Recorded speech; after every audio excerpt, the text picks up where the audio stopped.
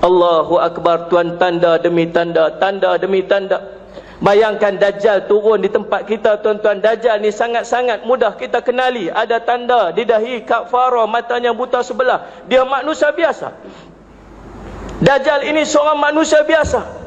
Dia makhluk manusia macam kita. Kita boleh kenal dia, semua orang kenal dia. Kalaulah Dajjal datang sini dengan tulis kafara di dahinya, dengan subhanallah matanya buta sebelah, adakah kita nak ikut dia? Nak ikut dia tak? Tak. Kita tak akan ikut dia. Kita kata sebab kita kenal dia. Tapi Nabi kata tak. Ramai orang akan ikut dia. Yang paling banyak ikut dia ialah orang perempuan. Sehingga seorang lelaki terpaksa ikat anak dan isterinya, orang yang dia kasih, sebab mereka semua nak ikut Dajjal. Tuan-tuan, subhanallah, bayangkan pada ketika itu kita dalam kelaparan yang teramat sangat. Hidup kita sangat susah. Elektrik tak ada, handphone tak boleh pakai, kereta ada saja tak boleh pakai sebab tak boleh nak pam minyak. Hidup kita sangat susah, tak ada orang kerja sebagainya. Tiba-tiba turun Dajjal. Dengar Dajjal sampai dah, subhanallah, dekat Tok Keramat. Sampai dah Dajjal dekat Datuk Keramat.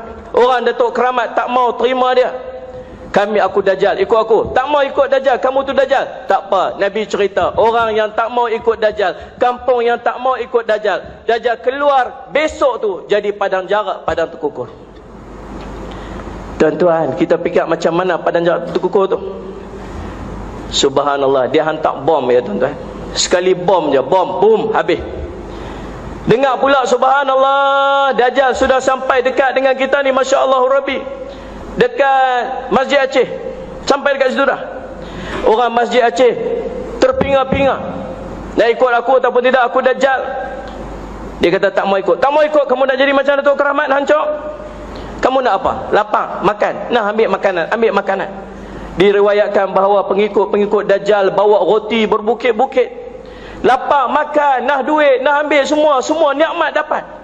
Yang sana tak mau ikut, hancur. Yang ikut dia dapat nikmat, tuan-tuan, makanan apa semua, hebat tempat dia. Lembu-lembu, binatang ternak, gemuk-gemuk. Tiba-tiba kita dengar yang Dajjal sudah sampai, nak sampai dekat Jalan Perak, nak sampai dekat tempat kita ni. Tuan-tuan, kita bermesyuarat, agaknya waktu tu apa keputusan kita? Ni Dajjal nak sampai ni, macam mana ni, kita nak buat apa ni? Ada kata apa? Jangan ikut, jangan ikut, tengok Tok Keramat apa jadi. Kita kena, kalau kita ikut ni, tengok ni nikmat depa semua dapat. Waktu tu akan ada orang yang angkat tangan kata apa? Kita darurat sekarang ni, kita darurat, kita ikut Dajjal. Tuan-tuan, subhanallah, bayangkan waktu tu kita berada pada waktu tu, subhanallah, tuan-tuan, fitnah yang cukup besar, fitnah Dajjal, ujian yang cukup hebat, ujian Dajjal. Sebab tu para sahabat cukup takut untuk berada pada zaman ni. Para sahabat minta jangan sampai pada zaman ni. Allah dah pilih kita untuk duduk pada zaman ni, tuan-tuan. Tanda demi tanda, tanda demi tanda, kita takut kita berada pada zaman kemunculan Dajjal. Oleh yang demikian, tuan-tuan, ulama' dah berpesan kepada kita, subhanallah, ulama' di Tarim berpesan kepada kita, banyakkan membaca surah Al-Kahfi. Baca surah Al-Kahfi, dan Dajjal akan turun, kata Nabi SAW, pada ketika mimbar khutbah sudah tidak lagi bercakap tentang Dajjal. Berapa lama tuan-tuan hidup, duduk di sini, berapa kali tuan-tuan dengar khutbah ni bercakap tentang Dajjal? Tak pernah ada sekarang, tuan-tuan sekalian, subhanallah. Dajjal akan turun pada ketika Dajjal sudah tidak dibicarakan di mimbar-mimbar. Tuan-tuan yang dirahmati Allah sekalian, yang pertama bagaimana yang perlu kita buat? Yang pertama, banyakkan membaca surah Al-Kahfi. 10 ayat awal surah Al-Kahfi dan 2 ayat akhir surah Al-Kahfi jadikan amalan seharian. Yang kedua, subhanallah, tuan-tuan, banyakkan berdoa, Allahumma inna na'udzubika min azabi jahannam, wa min azabil qabr, wa min fitnatil mahya wal mamat, wa min fitnatil masihid dajjal. Yang ketiga, tuan-tuan, lazimkanlah tuan-tuan untuk hadir ke majlis ilmu. Nabi sebut, man yuridillahu bi khairan yufaqihu fid din. Kalau Allah nak kepada ni keselamatan di dunia, keselamatan di akhiratnya, keselamatan waktu hidup di dunia, dijauhkan daripada fitnah Dajjal dan sebagainya, yufaqihu fid din, Allah akan bagi dia faham urusan agama dia. Nak faham urusan agama, tak boleh duduk di rumah, tuan-tuan. Nak faham urusan agama, tak boleh nak gelak kah tengok maharja lawak. Nak faham urusan agama, tak boleh duduk depan TV tengok kilauan emas. Nak faham urusan agama, mai duduk di majlis-majlis ilmu. Saya minta tuan-tuan, Setiap hari yang kita peruntukkan untuk dunia sepanjang hari, ambil sikit bainal maghrib wal isya'. Di antara maghrib dan isya' itu untuk hadir duduk mengaji sekejap sebagai bekal. Nanti kita kembali bertemu dengan Allah. Mudah-mudahan dengan sedikit bekal ni Allah selamatkan kita di dunia dan di akhirat daripada fitnah yang macam ni. Tuan-tuan yang dirahmati sekalian, ambil sikit masa, jangan terlalu sombong dengan Allah atas nikmat yang setiap hari Allah bagi pada kita. Bainal maghrib wal isya' tak dapat setiap minggu pun tuan-tuan, dapat 3 hari dalam seminggu pun jadilah. Ambil di antara maghrib dan isya', mai duduk mengaji sikit. Mudah-mudahan Allah selamatkan kita daripada fitnah Dajjal dan fitnah-fitnah yang berlaku sekarang ni, yang tak mampu, yang sangat susah untuk kita bendung. Tuan-tuan, jangan sampai nanti bangkit di depan Allah dalam keadaan menyesal sebab tak tahu apa-apa. Allah cerita dalam Al-Quran, walau tara idzil mujrimuna nakisu ru'usihim 'inda rabbihim rabbana absarna wa sami'na farji'na na'mal salihan inna muqinun.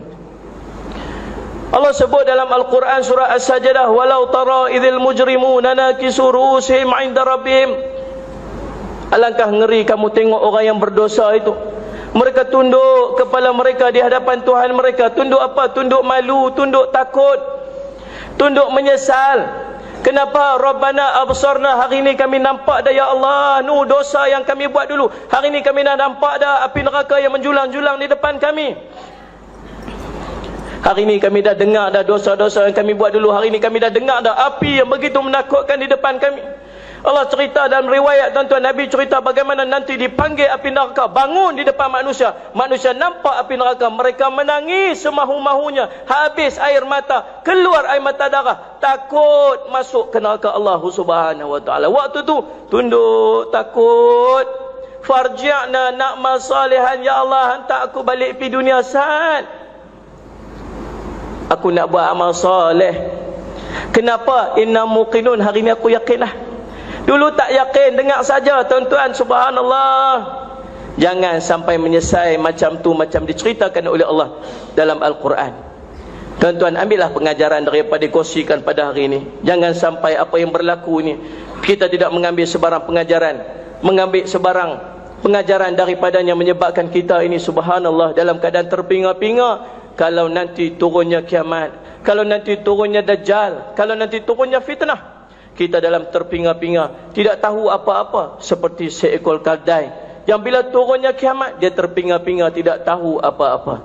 Barakallahu li wa lakum bil Qur'anil azim wa nafa'ani wa iyyakum bima fihi minal ayati wa dzikril hakim wa taqabbala minni wa minkum tilawatah innahu samiul alim. Aqulu qawli hadza wa astaghfirullah li wa lakum wa lisairil muslimin fastaghfiruhu fa ya fawzal mustaghfirin wa ya najatat taibin.